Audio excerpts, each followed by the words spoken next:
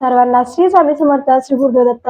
तर 25 तारखेला आहे रथसप्तमी, जागतिक सूर्यनमस्कार दिवस. तर या दिवशी आपल्याला म्हणजे हा दिवस सूर्यदेवासाठी समर्पित आहे. तर आदित्य आणि कश्यप यांचाच पुत्र सूर्यदेव, तर यांचा जन्माचा दिवस मानला जातो हा.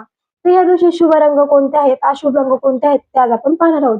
तर शुभ रंग आहे केशरी, पिवळा, लाल आणि सुवर्ण कलर. या रंगाचे आपण वस्त्र परिधान करू शकतो. अशुभ कलर गडद काळा आणि निळा, हे डार्क कलरचा निळा कलर.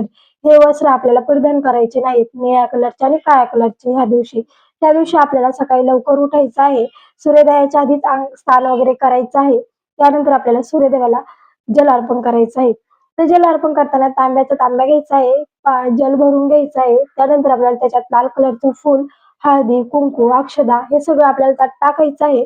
त्यानंतर आपल्याला सूर्यदेवाला जल अर्पण करायचं आहे आणि ही सेवा आपण 8 ते 8:30 ह्याच दरम्यान करू शकतो.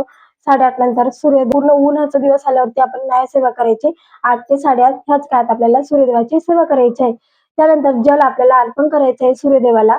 जर तुम्ही सिटी ठिकाणी गच्चीत वगैरे करत असेल तर तुम्ही खाली बकेट ठेवा आणि नंतर देवाला आपलं जल अर्पण करा आणि ते जल आपण बकेटमध्ये पडलं पाहिजे आणि ते जल बकेटमध्ये पडल्यानंतर ते जल आपण तुम्ही तुळस सोडून कोणत्याही झाडाला घालू शकता. अर्ध जल आपल्याला सूर्यदेवाला अर्पण करायचं आहे आणि अर्ध जल आपल्याला घरी म्हणजे घरातल्या लोकांना तीर्थ म्हणून द्यायचं आहे. त्यानंतर मग मंत्रयुक्त तुम्हाला सूर्यदेवाला जल जल अर्पण करायचं असेल तर आपल्याला तांब्याचा तांब्या भरून घ्यायचा आहे. पाटावरती देवघरासमोर ठेवायचा आहे. 108 वेळा आपल्याला गायत्री मंत्र बोलायचा आहे आणि त्यानंतर आपल्याला ते जल सूर्यदेवाला अर्पण करायचंय. सर्वांना श्री स्वामी समर्थ, श्री गुरुदेव दत्त.